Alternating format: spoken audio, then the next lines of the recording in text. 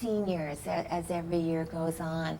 So I would say, at least in the programs that I see, I would say at least it's 50% to 60% of seniors actually utilizing the Seattle Public Library. Oh, great, great. How long has the library had programs tailored specifically for senior citizens? Well, I think on and off since the inception of the library, the beginning, there have been programs, but there hasn't really been anything formal until the development of mobile services. And that's primarily a service where books are delivered and where there's a lot of readers advisory service.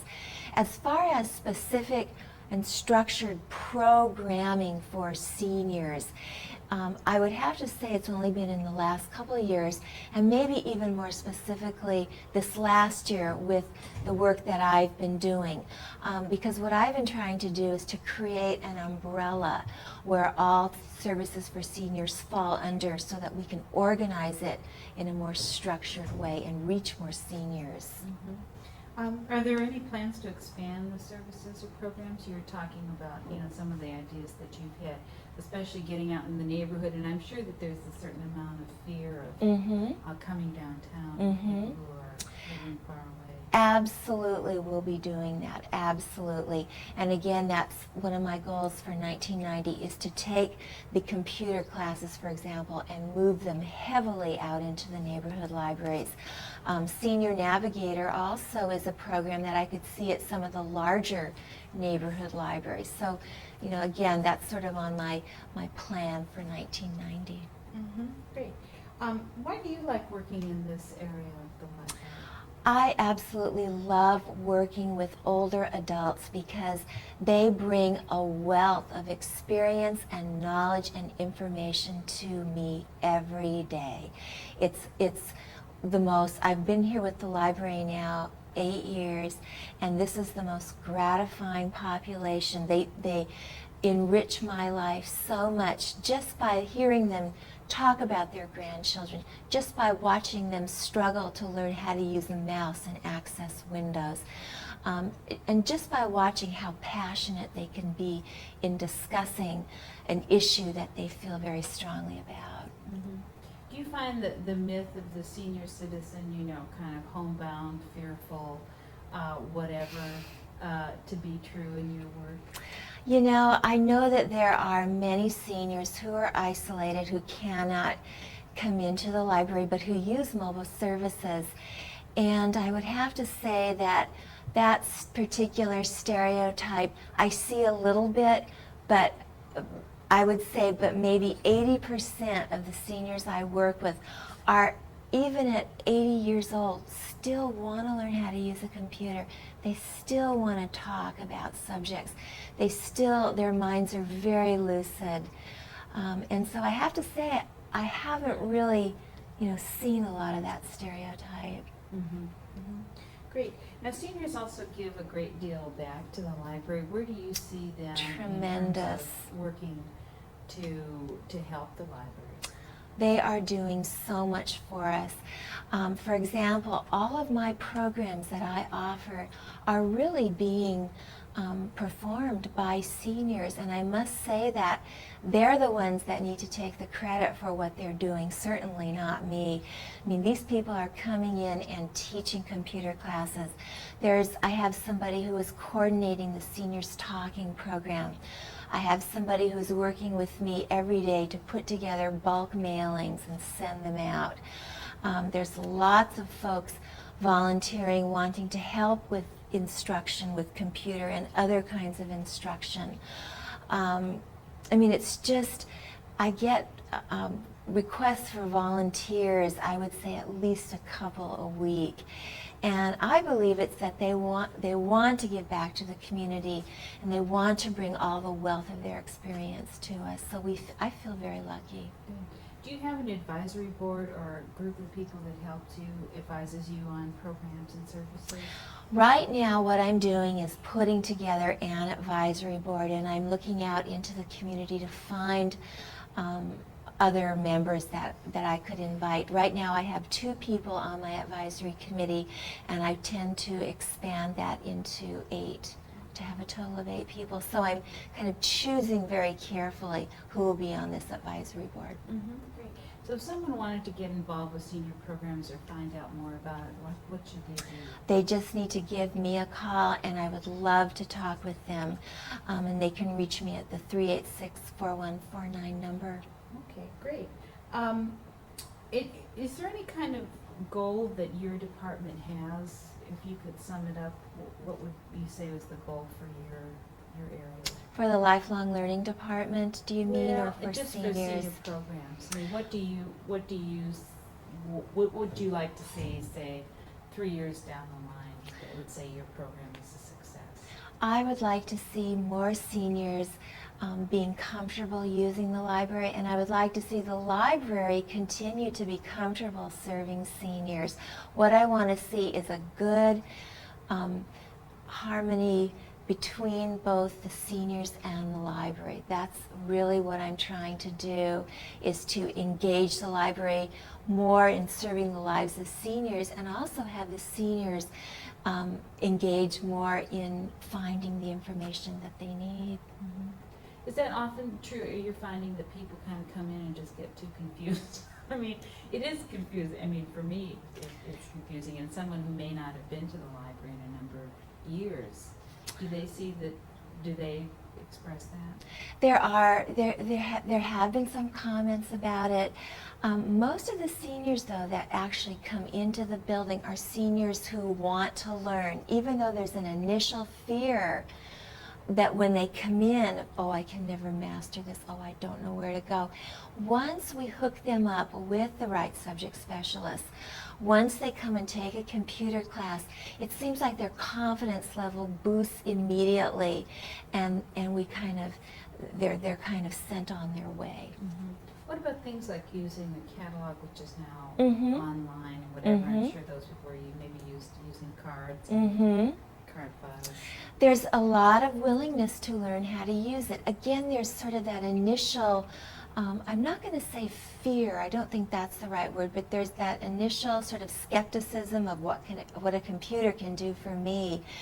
But the classes are filling.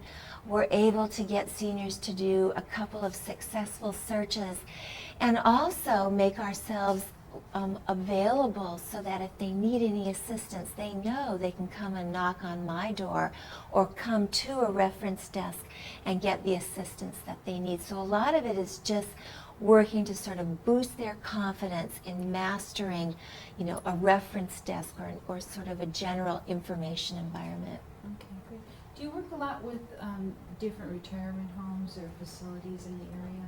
Yes, I do. And with the retirement homes, this summer I've been working on projects such as the Read Aloud program, where we've been matching seniors in retirement communities with children so that they can exchange reading. They're sort of like reading friends. So in other words, a child will read to a senior and a senior will read to a child. We've also been having story hours out in a lot of the retirement homes, so that children will come in, say, on any given afternoon and have a story hour along with seniors who live in the retirement community. So it's sort of an intergenerational sort of program that we've been working on. And that's just through the summer, or does that continue through the school year? It's going to be continuing through the school year. Initially, we started it as sort of a little pilot project just for the summer, but I think it's something that we need to pursue into the next year, because I believe it's going to continue to gain in success. We've also, I've been working with some of the family centers through the Atlantic Street Service Center. There are 6 family centers in the Seattle area that are located in low-income housing complexes. And one of the things that we're working on is to have bedtime story hours, where we'll locate seniors in these low-income populations and have them do a bedtime story hour where the children living in these complexes will come in their pajamas and hear the story hour before they go to bed. So I'm very excited about this. It's sort of my new pet project, and I think it's going to be successful. Great, great. Now, why would the library want to, you know, set up things like that? What does that do for the community? It helps information literacy. It helps both children and seniors know that there are interesting materials to read, that there's a way of making a connection with each word that's read to them on each page. There's sort of that human connection that's happening, which I think is very, very important, both for morale of individuals and also just for a creative effort. Okay, great. Were there any things that I didn't ask you about senior programs that you had in your notes, if you want to take a look at them for a minute? Sure. It looks like we've covered just about everything. Another item that I've been working on is working with the Washington Talking Book and Braille Library to try to place large print book and books on cassette collections in senior centers across the city, but also across the state. And so every chance I get when I go to a meeting in a different city or just wherever, I try my best to get senior centers to agree to have large print collections put into their senior center if they don't already have such a collection. In other words, trying to help out with literacy sort of throughout Washington state and, you know, kind of zeroing in on the senior population. Yeah, it's kind of taking things to where they hang out. Exactly. Mm-hmm. So how do you manage, that would be kind of hard though to manage a collection. You know, it really isn't as bad as it seems, and actually it actually works because working with the Washington Talking Book and Braille Library, their policy is to go ahead and put books into these various senior centers. They tend to rotate the collections so that if a senior center exhausts its interest with a particular collection, they will replenish the collection. If a book or a book on tape is lost, so be it. They automatically will replace it. So what we've been doing is I've been trying to work with organizations to have a good kind of honor system so that books will be returned. But if it happens one isn't returned, so be it. One final question. Mm-hmm. What's the best way to reach out to seniors, do you think? I mean, what's the most effective way to get them to come into the library? How do you reach that population? I make a lot of visits. I go to a lot of organizations and I try to meet as many people as I can because I'm so interested in knowing what they can do in terms of enriching their lives. I go to a lot of community organizations. I've been to some housing complexes, and I always take my little box that has library cards.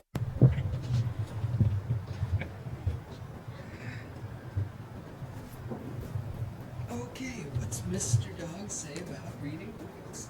Hey, I'm Sharon Griggins.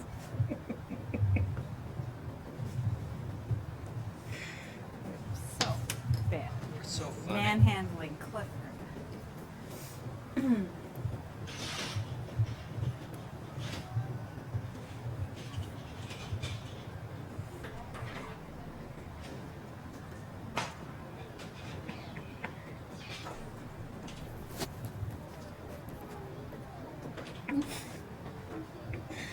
This is other hand.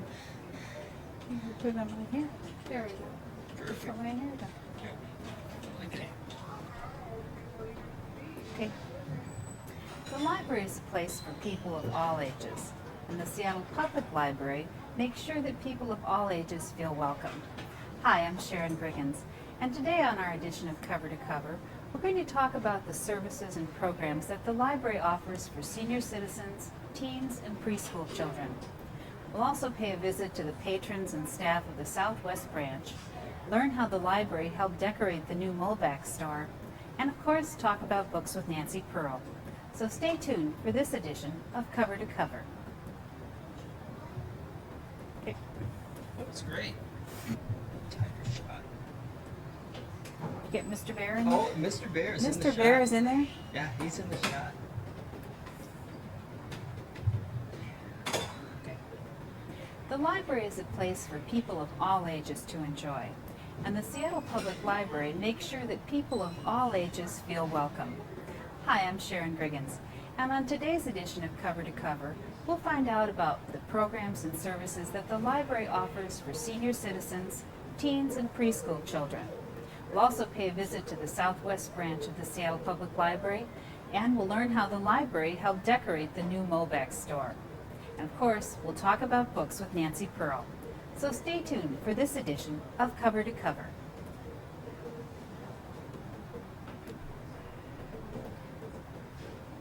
The library's... Don't laugh at me. And you stop laughing too.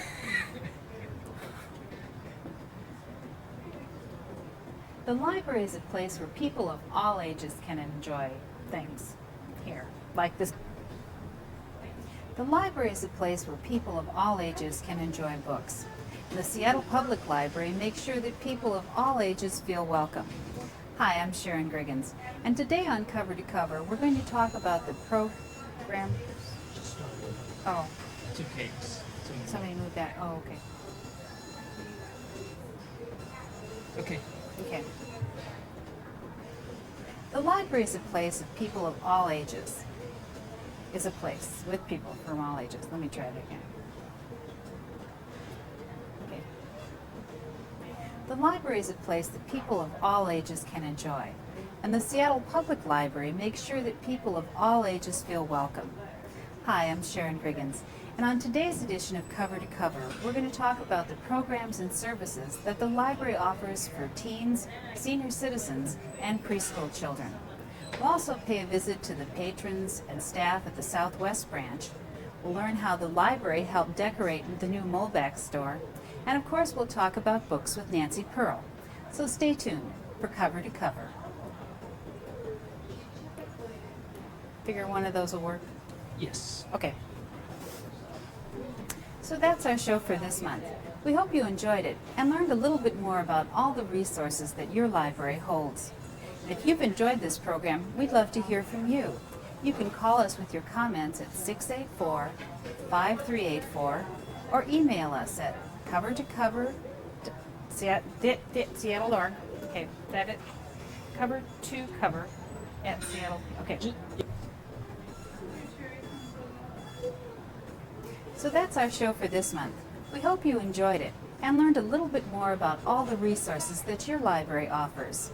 And if you've enjoyed the program, we'd like to hear from you. Give us a call at 684-5384 or drop us an email at cover2cover@seattlepubliclibrary.org. That's all for this month. Thanks for watching. I'm Sharon Griggins. Right. So that's our show for this month. We hope you enjoyed it and learned a little bit more about all the resources that your library holds. We hope you like this program so much you'd call us. Call Peter, because he's lonely. For a good time. Peter's been getting a little lonely at his desk. There's a little boy named Peter out there. Okay, sorry. Let me get framed here.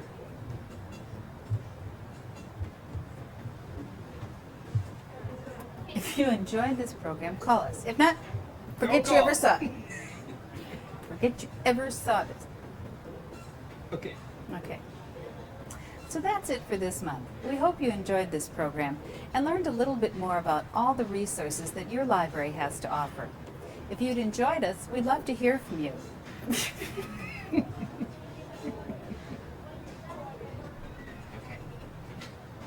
So that's our show for this month. We hope you enjoyed it and learned a little bit more about all the resources that your library offers. If you enjoyed the program, we'd love to hear from you. Give us a call at 684-5384 or send us an email at cover2cover@spl.org. I'm Sharon Griggins. Thanks for watching. Okay? Okay. So that's our show for this month. We hope you enjoyed it and learned a little bit more about all the resources that your library offers. If you enjoyed the program, we'd love to hear from you. Give us a call at 684-5384 or send us an email at covertocover@spl.org. Thanks for watching. I'm Sharon Griggins. Okay.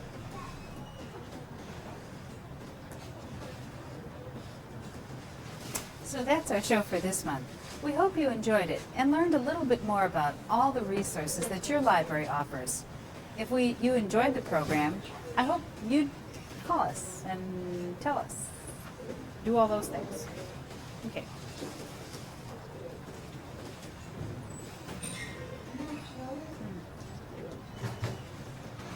So that's our program for this month.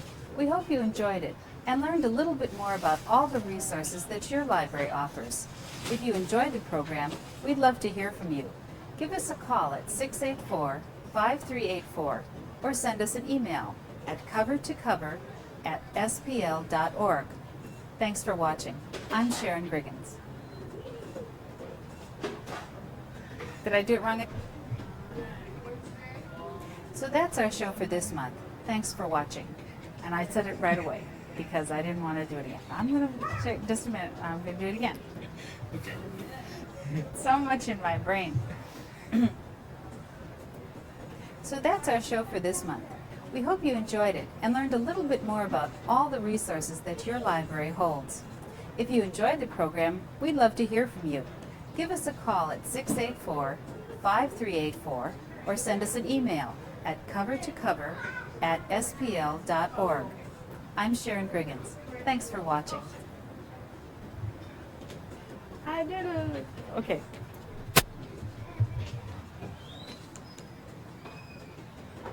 All right.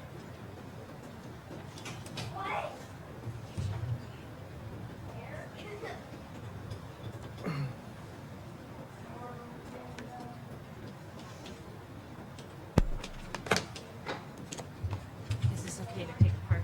Yeah. So what's the big news around here?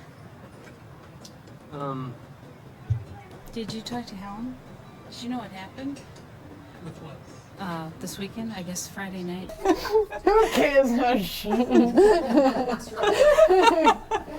we talk about that, did you ever see that Killer Bees, one of the very first Killer Bees skits on Saturday Night Live? Here we They have go. this whole thing where John Belushi is supposed to, like, people came from the village, and all this shtick, but the camera keeps drifting down. This camera keeps drifting down. And you're like, something's wrong with the camera. And Lorne Michaels comes out and says, "That's it!" And he stomps off to the control room. They're following him, and then Belushi starts this thing. Well, he gave a guy a chance, and this whole spiel about how this guy was washed up, and he goes into the big control room, and then this guy passed out in bottles and stuff. Now Lorne Michaels is firing his own father. They're like, "Okay, we're back," and they're like, "We don't want to do the skit. We're Forget I it. saw Peter, speaking of this, Peter and I said, well, we're editing and okay, so Jennifer. Yes. What were you looking for? What problem did you have that brought you to the library and run this search? Basically, we were looking for a quote that we could sandblast into a decorative sundial that we had designed for the center of the Molbach store. And we were desperately trying to find a quote, and I had proposed to Kirsten Molbach to come up with something that is near and dear to Molbach's, or we were also looking at the angle of her ad agency was trying to come up with something clever. And in the meantime, I was remembering that the source of the library, in order to get some help from all the information that's here, so I had given Helen a call, and she was more than happy to take this on because it involved research and she loves that stuff. So I had given her a call to see if there was anything on, we had started out looking for information on tetrastigmas, which is a huge vine, and we were looking for something mystical along those lines because that's a signature vine of Mulbach's, and Kirsten wanted to look into that angle because they've put that into this space right above this sundial. So we looked into that, or you did at least, and For a long time. sent it, and I kept pushing that angle and was faxing me information, and we weren't finding a mystery that we could really get a distinct quote and really make the connection with. So after thinking of different angles, it was pretty obvious to pick out something that was sundial related, but yet I didn't really know that there were sundial books. I didn't even think that there would be, I was thinking something that you would put on a sundial. I didn't know that there was books. So Helen researched that angle and left me a voicemail message that I actually had on for a while. Jennifer, I found the perfect book. You're not going to believe this. And described this book to me and how old it was, and that, I don't know, you say where you got it from, because I was really amazed and excited about this. And Right. So Helen, when you got the call, how did you start looking for stuff? Well, I just went to our online catalog, and we do have several books actually on sundials in a lot of different areas of the library. From an artistic angle, you can research sundials from the physics and theory point of view. There are all sorts of different kinds of clocks and time measurements. So you can visit the science department, the history department, the art department, and find landscape architecture is often an approach to find sundial information. And this just happened that in the humanities department we had this great book called Ye Sundial Book. And apparently often sundials also, when you place the sundial in your garden or on your building, they often have mottos. And older sundials often have in Latin, they'll have a quote having to do with time and life and death and, the cycle of things in the world.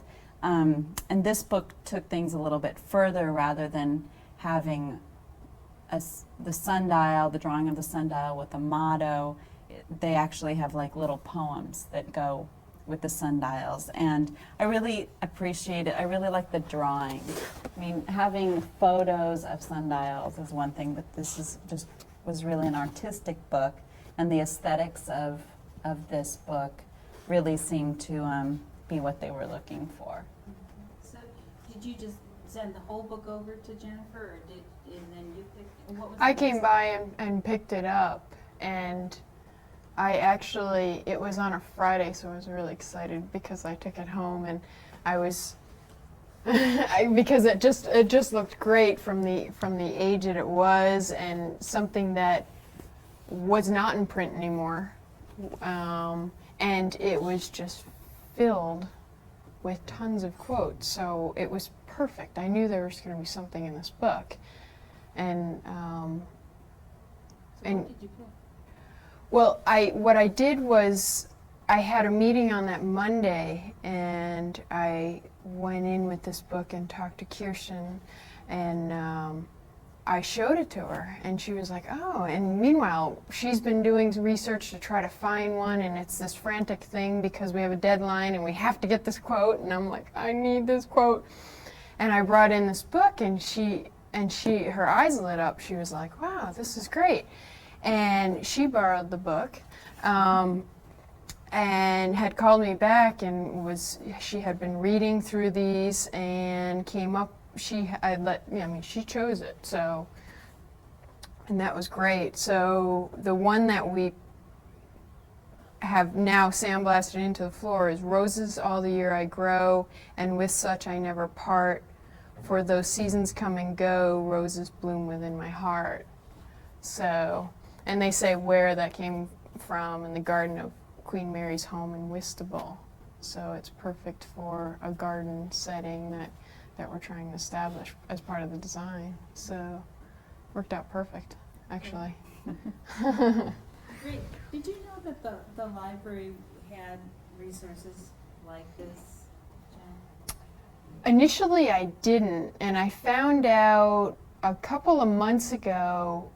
The firm I work for, GGLO, was looking for. We do these open mics, and we always want information on architecture and things like that. And people come down on their lunch hour, and we present this information.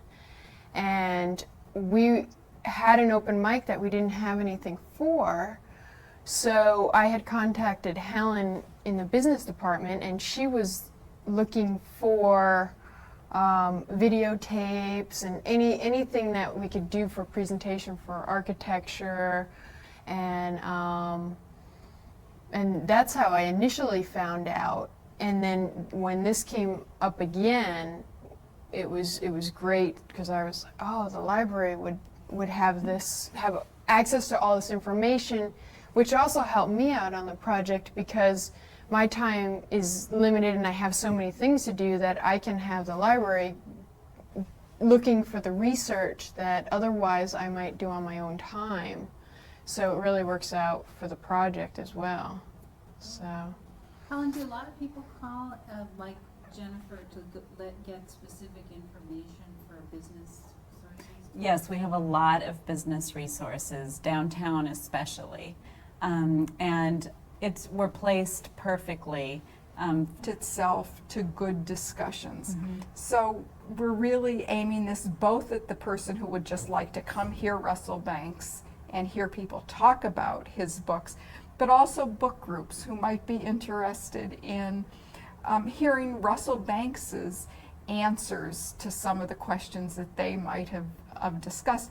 We have also done, and this will be available to anyone who calls the library, a reader's guide to the works of Russell Banks, which includes a biography, annotated bibliography, and most importantly, questions, discussion questions, just kick-off questions on 3 of Russell Banks' books. But why did you pick Sweet Hereafter from that work? I think that The Sweet Hereafter is in some ways atypical of Russell Banks's novels. The Sweet Hereafter is set in a small town in upstate New York that is rocked and shaken and almost destroyed by a bus accident with a group of school children. And it's told from 4 different points of view, which is a very nice way of approaching a subject. So you get the view of the woman who was you get the woman who was the bus driver, and the parent of one of the children, some of the children who died, and other people. And it's a book that really you can discuss on many different levels, and I think that's what we wanted. It's a book that lends itself. It makes you think about tragedy and how you would respond to a tragedy, and how a town deals with a tragedy of the magnitude of a school bus accident. Right. I think it's a magnificent book because of the voices and the clear, changing voices that the author brings you. People wonder about, what is voice in the novel, and this is a wonderful example. He does it just masterfully. And this has also been recently made into a movie. Yes, and we are going to be showing the movie here free. Call the library for the date on a Friday night. Great. In preparation for him coming. And it is interesting. It would be nice to talk about the movie as compared to the book, because the movie changed the motivation of one of the main characters, I think, and changed it in such a way that you would wonder why they made that change. Well, that'll be very interesting. So all of Seattle's going to be reading The Sweet Hereafter, so don't be left out. Enjoy both of these books. Thanks very much, Nancy, for being with us this afternoon. Thanks, Sharon. Great. Was that about the right time, Peter? Yes, that was Holland. Yeah, right. And bicycle. God, that'd be fun. Because I love New York City. And it also has a lot of options, because since I don't really know what I want to do. At the library. Well, there's a writing contest, and the year that I entered it was a young adult science fiction and fantasy writing contest. And I entered it with a story, and I won the contest. And so Tracy Hall, who is the young adult coordinator at the library, she called me and asked me if I wanted to be involved in the Young Adult Programming Council to YAPC. And I thought that would be interesting to at least go and check it out. And I did, and it was pretty fun. And I did that for probably about 2 years off and on. So you've been active for about 2 years. Mhm. So you entered the contest when you were what, 14, 13? Yeah, it was right before freshman year, so I was 14, 15. Okay, great. Why do you like to come to the library? Well, I don't have a lot of spending money. So, I mean, and I read a lot. I always have a book. So I come to the library to find books to read, and also, for homework assignments. The research books are really good, and even though you can't check them out, so for history papers and things, it's indispensable, because the library at my school just doesn't have certain things that I need. Great. Do you come to the library sometimes to hang out? Or? Well, when I was in YAPC, I had, I liked the other kids that I worked with, and so it was kind of a fun thing to come down on Saturdays. And then sometimes when I go to my local branch, the Northeast branch, I'll sit and read for a while before I check stuff out. So in that respect, I guess I hang out at the library sometimes, but it's not a meeting place, for my friends. Okay. How has the library helped you in terms of, we've heard from some of the young adult librarians that kids go through a lot during their teen years, and that the library can sometimes serve as a place that can help them. Has that been a case for you? Yeah, well, I actually learned how to use the computer. Like, my first experience with the computer was using the computers at the library to try and find books. And that was before my parents got one. So that helped me a lot, because I actually knew how to search for things, which is, I do that a lot now at school, like on the internet. And it kind of was the beginning of that. I think I find books that I wouldn't otherwise read at the library, because I just go wandering through the shelves and look and see what's interesting. And I find a lot of things that I definitely wouldn't have picked up if I was at the bookstore, because I would have had to pay for it. Okay. Why do you think it's important for kids to be involved in the library? And that's what, your involvement with the YAPC. I think, well, for me, YAPC, it was a way to get in touch with other kids that found reading to be very important to them. Because, I can't go, sometimes I have to go several days without being able to read a personal book, not a book assigned by school or textbook. Sometimes I have to, just because I don't have time, but but sometimes I just need to sit down and do it because I have to. I mean, it's just really relaxing, and it clears my head. And I think in that way, I mean, the library was invaluable to me when I was growing up because, I mean, I could always go in and check out like 10, 15 books, and if I hadn't been able to do that, I don't know if I would be a big reader as I am now, because I just wouldn't have gotten into it so much. And I think that's really important. Because of the experiences you get out of reading things that you wouldn't otherwise think about at all. So I think it's good that way. And also in through YAPC, meeting people that I wouldn't otherwise have met. I mean, if other kids got involved in group programs at the library, I think it would be a way to get them out of, you know, their normal routines into doing something, you know, helpful as well as interesting at the same time. What does the YAPC do?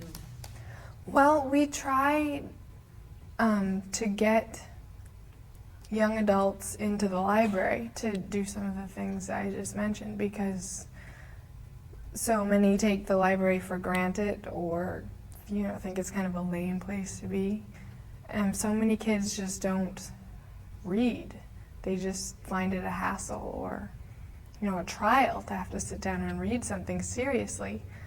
And there's so much that they're missing out on, so many things. I mean, so we just tried to get people to have interest in the library. Like, we had a games night where we got a bunch of games, like board games and card games and games you could play with groups. And we also got out books related to games so that when they came in to play the games, they could check out some books that went with them. So if they wanted to do it at home, they would, you know, have a reference.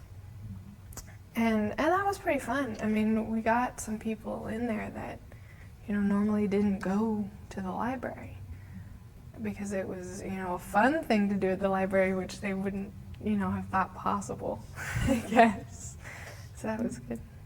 Were there any librarians that helped you kind of develop your love of reading or love of books? Or have you always just been Well, I think my parents had a lot to do with it, but there's a library at the Northeast branch, a librarian, who's been there ever since I can remember. And it's always nice, I mean, she knows me, and it's always nice to go in there and say hi. And she recommends books to me, and she says, oh, I found this, you would like it. And that's really nice. I mean, it just kind of makes it more comfortable to go into the library. And I mean, I know the people who, you know, are behind the counters, and that's nice too. And Tracy, the programming head here at the downtown library, I mean, she's really great. So, I mean, have a good time? yeah, we have fun. She's hysterical. What do you think the library could do to make it more fun for kids or make it more attractive for kids? Do you think that there's anything that they can do? Well, I guess a lot of things with kids are pretty visual. If it looks cool and exciting, then they'll go in and be, you know, more willing to give it a try. And I think, like with this branch of the library, like the first floor or, you know, the entrances, there's nothing really around them to grab kids' interest, to get them to want to come in. I mean, there's just shelves of reference books, I guess. I mean, that's the first thing that I notice when I come into the library, like on the first floor especially.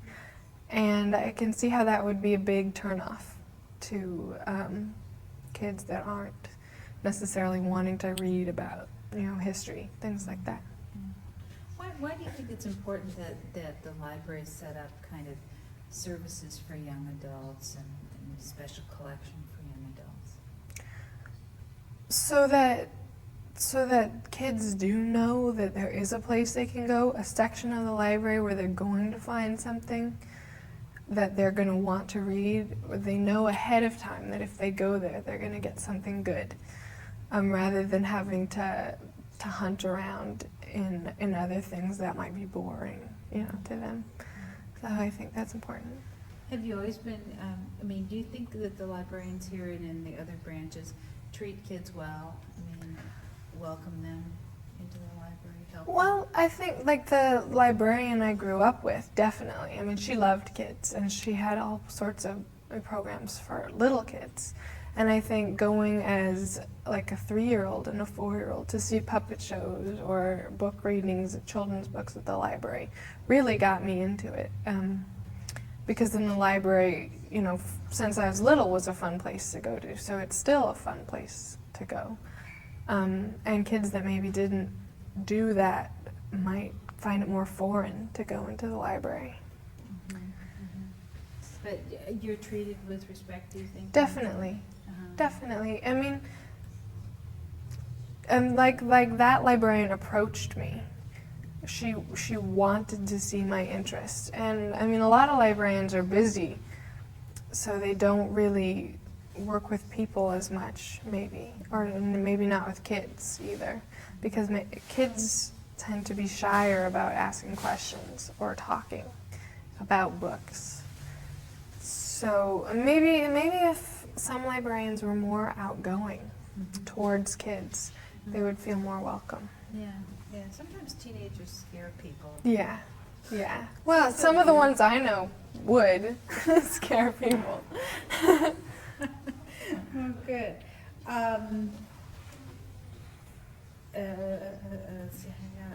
What kind of books do you yourself like to read now for entertainment? I think that all kids should use their libraries, and all kids should be able to use their libraries and feel comfortable in the libraries and feel like the library is a place for them, because the library is a huge part of your education, it seems like to me. At least it was a huge part of mine. I just always come to the library. Okay. Do you think it's important that there is kind of young adult librarians and things like the program council and those kind of services for the library? What do you think those do for kids? Well, especially when you're 12, 13, you're really caught in the middle because you want to be not a kid anymore. You don't want to be one of the elementary schoolers. You're not that young. You're a teenager, and but at the same time, you're not old enough to be an adult, and you can't participate really in the adult activities. You can, but everybody's older than you, and in the kid activities, you're too old, and so you're really stuck in the middle. And so it's really important that the library have programs for kids that are stuck in the middle, because then they feel like they aren't stuck in the middle anymore, and there's actually things out there for them. Great. So what kind of things, I've already asked you about the young adult program council. Do you think you'll always be involved with the library? It'll always be a part of your life? I hope so. I really hope so. No matter where I end up living when I'm an adult, I'd love it to be in Seattle, but I really hope that I'm part of the libraries, that I have the time to volunteer at the libraries to help the libraries be as good as Seattle Public.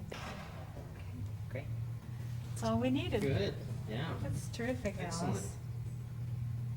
Are you still, what are you reading? I forgot to ask you about what you're reading now. Get back. What am I? What kind of books are you reading these days? Well, for school, I'm reading Hamlet right now. I just read The Golden Compass and The Subtle Knife. Wow, those are amazing, amazing books. And recently, I was basically obsessed with Chaim Potok. He's a great writer, and I was really interested in the Jewish culture for a while, and so I was reading everything by him and everything I could find on Jewish culture, so that I have the background for reading Chaim Potok books. The Chosen, I received The Chosen for Christmas a kind of ironic. I got a Jewish book for Christmas, but I got it for Christmas, and so my mom read the first few chapters to me, and then she put it down one night. No more tonight. So I turned on the light and read most of the rest of it that night. Couldn't put it down. And he's coming to the library. He is? Yeah. When? It's in October. Didn't Nancy tell us that? Yeah, too? I think so. I think so. Really? Freaking out. Center for the Book. Check the Center Center for the book. Check their Oh. website. Actually, or even at the bulletin board downstairs, or ask Okay. Tracy, because he's coming. Wow. I would love to go meet him. That's amazing. Or hear Yeah. him speak or whatever. Yeah, yeah, we read his books too. So, thanks very much. Thank you. Yeah. Great, great. It's fun. 2 dogs when I was growing up, and they both died a couple years ago. They're fairly old, and then we bought 2 other dogs, and one of them just died of cancer, and that was in my letter. But the other one is, I doing enjoy okay. animals. Yeah, he's doing Yeah, all right. what kind of dog is it? Cavalier King Charles Spaniel. It's That's a long time. it's a small English Spaniel. Yeah. So it's- That's the kind that Not Nancy that Reagan big. used to have? Is it? Did Yeah, Nancy it Reagan is. have her dog? Oh. So her dog died. That's too bad. Mm. Oh, okay. I'm all set. Okay, great. Yeah, there you go. There you have it. Yeah. So Cameron, can you tell me your name and spell it? It's C-A-M-E-R-O-N. Yeah, Percy, Percy. Okay, pretty easy. Where do you go to school, Cameron? University Prep, Okay. Great. And what grade are you in there? 8th. I wrote the letter when I was in 7th. Okay, great. Do you know someone named Stephen Muller? Yes, he's my French class, and That's my I think nephew. it's just my French class. He's my Okay. nephew. Yeah.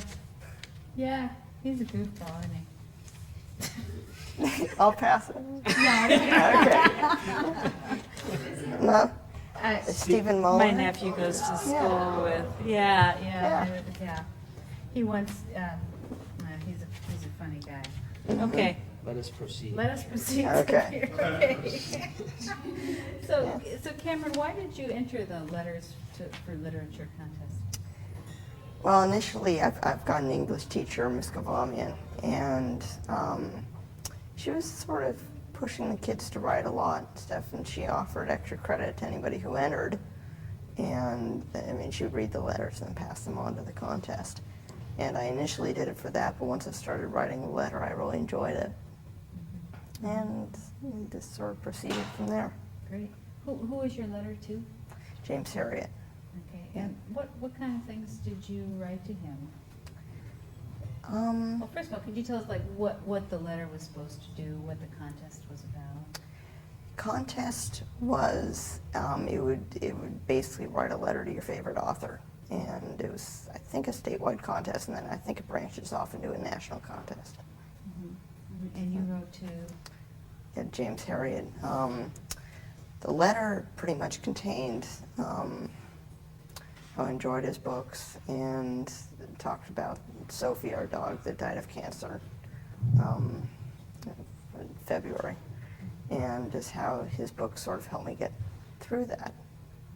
And sorry, go ahead. Why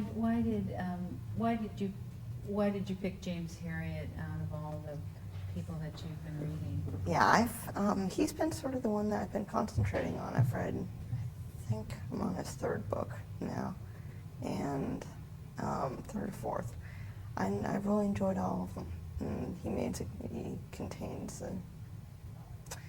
maintains a consistent level of quality of writing throughout all of them. And they're very good. Yeah. What do you like best about his books in terms of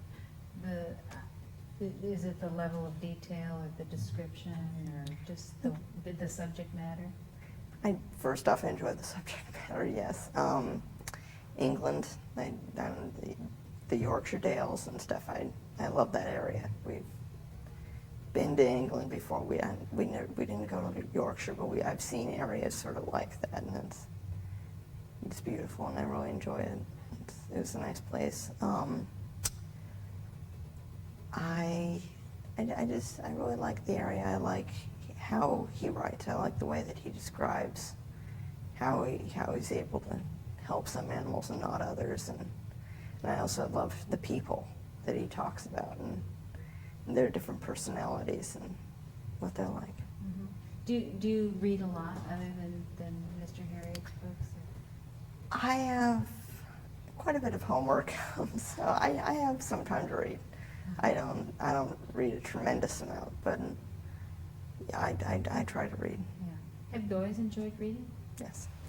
My mom has read me since I was a couple months old. This has been sort of a family thing. We've read quite a few books together, and I've always enjoyed reading. Do you go to the library a lot? Somewhat, yeah. Not a huge amount. Our family's put quite an emphasis on books, so we've got I don't know if you really call it a library, but we've got a small collection of books at home. So when I need reference, I can usually find what I need there. But there were times when, yes, we did go to the library, and we found that was very helpful. We were actually doing a genealogy for my grandfather's 75th birthday a couple of years ago. And we need to come here, I think it was this library, to check on some census information. Mm-hmm. So your letter to James Harriet what happened to it once you entered? I gave it to my teacher and it disappeared, and I had basically no idea what happened to it until she told me that I had won. And that was, I mean, I didn't get any word until then. That was probably 2 or 3 months later. Mm-hmm. Great. So you were the first in the state of Washington? Yeah, Great. state. Great. Good. What other books do you like to read? Are there any other authors that you enjoyed? Authors. One sort of our family as a whole has enjoyed is Peter Dennis, The Joyous Season. I don't know if you've heard of that, but it's funny. It's a great book. So currently my mom's sort of reading to both my dad and I. Would just do this every once in a while. Noel Coward's Pomp and Circumstance. That's fantastic. I really enjoyed that. I have a certain extent of interest in aviation. So I've read one book. What's the guy's name? I think his name was Rinker Buck or something, but he wrote a book about when he crossed the country in a Piper Cub. It's a small single engine plane with his brother. Back, I think it was the late 50s. That was fun. I haven't had a whole lot of time to read recently. Sure. But do you think you'll always, like to be a reader? You think you'll always be a reader? Mm-hmm. I try to stay pretty much ahead and current on what's happening in the world. I watch a lot of CNN. I try to stay current, and I read articles out of Newsweek and Time and stuff, and also read the Harriet and other stuff sort of later. Great. Good. As you grow older, you're going to start going into your more serious teen years. Do you think reading's going to help you as you go through those times? See, I sort of disagree with some of the teenage things. I personally do not think that I will go through much of that. You never know. You never know, but I generally enjoy more adult books. I mean, the Harriet and stuff, I've not liked a lot of the teenage books that I've read. It seems like some of the ones that, there's a catastrophe happening every minute, and it's just. But I mean, our school requires it, and I'm reading them. Yeah, you're gonna have to read them. So, yeah, there is this trend to be very gritty and very down. The kind of books, those books. I can't think of any of them right now, but you don't enjoy really reading that kind of genre. I prefer the more adult. Just I've always sort of preferred that. But I can't associate someone with that. I mean, there's some kids that I know that are going through something like that. So I can't associate someone sorry, with that sort of genre of book. But it's not my favorite. Okay, great, that's all we needed, Cameron, thanks. Okay, thanks. One quick question. Yeah. What are some of the books that you're thinking of when you think of the ones that you think are kind of ridiculous? Trying to think of- Oh, Animorphs, that's what everybody was reading. Yeah. Do you know what the Animorphs are? No. Were there some that you were required to read that you thought were kind I chose the books. We were given a summer reading list, and I sort of picked my own books off of that list. I noticed it's sort of 7th grade. The books were much more general topic sort of thing. In 8th grade, it was much more the teen catastrophe genre. it was much more. Yeah, they think Yeah, they it think you're is. slipping into teen catastrophe time. It's the illegal alcohol and cigarettes era, sort of. So, There you go. Okay, great, Cameron. Thanks Great. so much for Okay, coming down thank and you. talking to us. I'm sorry we Okay, had to wait thanks. so long. okay, no, it's fine. Go ahead.